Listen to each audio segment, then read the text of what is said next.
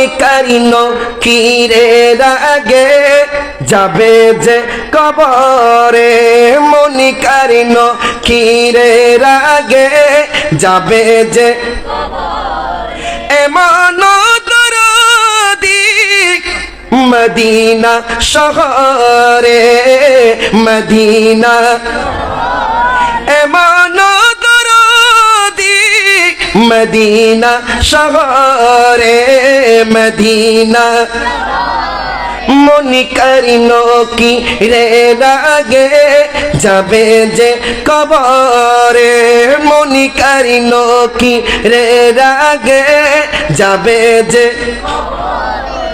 এমন দরদি মদিনা শহরে মদিনা রবি হাবলি উম্মতি কই কাদিবে রোজ হাসরে সুবহানাল্লাহ। কিয়ামতের ময়দানে কেউ কারো হবে না, সেই সময়ের মধ্যে আমার নবী আমাদের জন্য ক্রন্দন করবে আল্লাহর দরবারে, রব্বি হাবলি উম্মতি বলে বলে সুবহানাল্লাহ।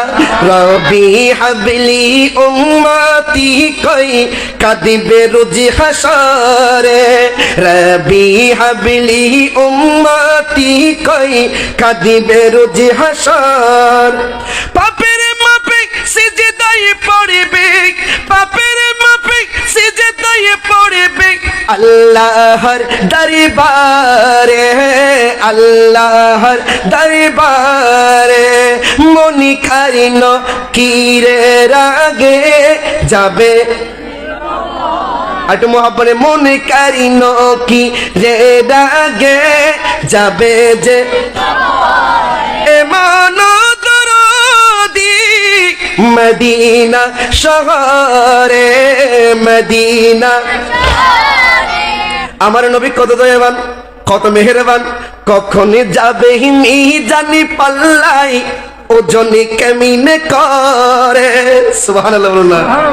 আমার নবী উম্মতের মায়ায় উম্মতের জন্য কখন মিজানের পাল্লায় যাবে ওজন ও কিভাবে করতেছে, আমার উম্মত কোন জাহান্নামে যাচ্ছে কিনা, আমার উম্মতের আমল ফালকা হয়ে যাচ্ছে কিনা, সেই জন্য শায়র কত সুন্দর করে বলেন কখন যাবে মিজানি পাল্লায় ওজনে কেমিনে করে কখন যাবে মিজানি পাল্লায় ওজনে কখন যাবে দৌড়ে দৌড়ে কখন যাবে দৌড়ে দৌড়ে ফুল সিরাতের পারে ফুল সিরাতের রে মনিকারিন কিরে রাগে যাবে যে রে মনিকারিন কিরে রাগে যাবে যে এমন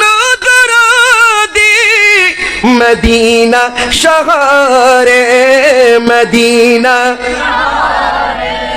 এই দরদির জায়গা বন্ধু রাখিও অন্তরে ঠিক কিনা? এই নবীর দরদি মোহাব্বত আমাদের অন্তরে থাকার দরকার আছে নাই? আর যদি বললেন আছে নাই? আছে।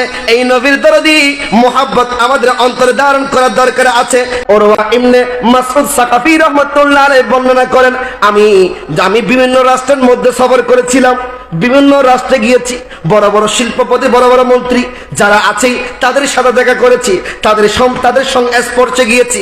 আমি দেখলাম মক্কা থেকে যখন আমি প্রতিনিধি হিসেবে যখন আমি মদিনায় গেলাম, আমার রসুলের দরবারে গেলাম, রসুলের দরবারে গিয়ে আমি যখন দেখলাম আমার রসুলকে কত তাজিম করতেছে, কত সম্মান করতেছে সাহাবায়ে কিরাম। খারাপ আর যদি বললেন কারা? সাহাবায়ে কিরাম আমার রসুলকে কত সম্মান করলেন, কত ইজ্জত করলেন, কত সম্মান করলেন। আমার রসুল যখন তুতু মুবারক ফেলতো, তুতু মুবারক আর তুতু মুবারক আমার নবী যখন তুতু মুবারক ফেলতো সাহাবায়ে কিরাম হাত পেতে দিলেন, হাত পেতে দিতেন, ইয়া রাসূলুল্লাহ তুতু মুবারক খোদা মাটিতে পালিয়ে ফেলেন না, বালিতে ফেলেন না, আপনি আমাদের তুতু মুবারক তবরুক হিসেবে হাতে দেন। সবাই সাহাবায়ে কিরাম আমার রসুলের তুতু মুবারক নেওয়ার জন্য হাত পেতে দিতেন। হাত পেতে যখন তুতু মুবারক পেত সাহাবায়ে কিরামগণ হাতের মধ্যে মালিশ করে বুকে মালিশ করত, মুখে মালিশ করত। এবং শুধু তাই নয়, আমার রসুল যখন উযু করতে যেতেন উযুর পানি দিয়ে কি জোরে গুণা জরে কি জরে, আর জোরে বলে কি জরে, গুণা জরে উজুর পানি দিয়ে গুণা জরে, কিন্তু আমার রসুলের উজুর পানি দিয়ে রহমত জড়ত। সুবহানাল্লাহ। সেই জন্য সাহাবা ইকরাম আমার রসুলের উজুর পানি নেওয়ার জন্য পাগল হয়ে যেত। কেউ হাত পেতে দিত, কেউ মাথা পেতে দিত, ইয়া রাসূলুল্লাহ আপনার উজুর পানি আমাদেরকে একটু দেন না। উজুর পানির ছিটাগুলো নেওয়ার জন্য সাহাবা ইকরাম পাগল হয়ে যেত। আমার রসুল যেটাই করত সাহাবা ইকরামগণ ওই তো মুবারক উজুর পানি নেওয়ার জন্য পাগল হয়ে যেত, কারণ ওই উজুর পানি দিয়ে রহমত জড়ত। ওই রহমত গুলো বুকে এবং মাথায় মুখে মালিশ করত।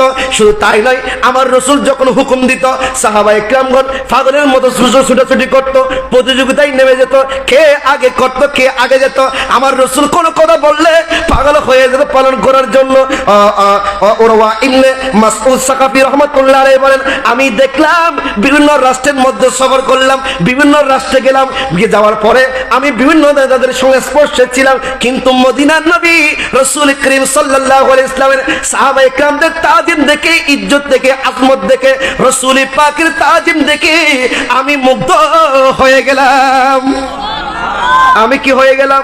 মুগ্ধ হয়ে গেলাম। এই মক্কার কাফের কুরাইশরা তোমরা শুনো, এই রাসূল পাক সাল্লাল্লাহু আলাইহি ওয়াসাল্লামের সাহাবায়ে কেরামগণ রাসূলকে যে তাজিম করত, সম্মান করত, এগুলো দেখে আমি নিজে মুগ্ধ হয়ে গেলাম। এই কুরাইশগণ তোমরা আমার রাসূলের তাজিম করো, সম্মান করো, ইজ্জত করো। আমার রাসূলকে সাহাবায়ে কেরামগণ যেভাবে ইজ্জত করেছে সেইভাবে ইজ্জত করো, সে যারা যেভাবে মেনেছে সেইভাবে মানো। আমার রাসূলকে সম্মান করলে তোমাদের ইজ্জত সম্মান আল্লাহ বাড়িয়ে দিবে। সুবহানাল্লাহ। আল্লাহ বাড়িয়ে দিবেন, ঠিক কিনা? কারণ ওয়ারাফানা লাকা যিকরাক, আল্লাহর রাসূলের শান মানে ইজ্জত আজমতকে কে বাড়িয়েছেন?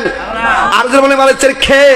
আল্লাহ। সেই রাসূলের ইজ্জত সম্মানে যদি কোনো ব্যক্তি দাঁড়িয়ে যায়, সম্মান করে, সালাতু সালাম আদায় করে, দরুদ শরীফ পড়ে, আল্লাহ বলতেছেন আমার রাসূলের ওই তাজিম করার কারণে ওই ব্যক্তির আমলের মধ্যে সওয়াব দিয়ে আল্লাহ ভরপুর করবেন এবং সেই ব্যক্তির মান সম্মানকে আল্লাহ বুলন্দ করে দিবেন।